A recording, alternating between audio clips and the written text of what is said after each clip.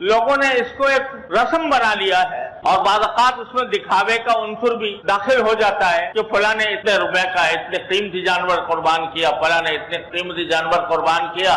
दिखावे का पहलू इसमें दाखिल हो जाता है। हकीकत में अल्लाह ताला इस कुर्बानी के जरिए ये याद दिलाते हैं कि तुम्हारे दुनिया में रहने के दौरान तुम्हारा काम ये होना चाहिए कि हमारे हर हुक्म के आगे सर झुकाओ। अगर एक आदमी उसको पाल कर बड़ा करे तो जानवर को भी मोहब्बत हो जाती है और खुद पालने वाले को भी मोहब्बत हो जाती है। लेकिन जब अल्लाह का हुक्म आया तो उस महबूब जानवर को कुर्बान कर दिया अल्लाह के नाम पर।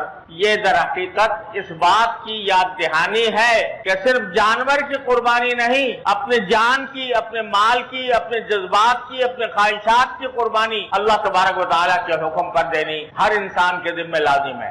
ये दर हकीकत कुर्बानी ये जज्बा पैदा करने के लिए अल्लाह ताला ने मशरू फरमाई।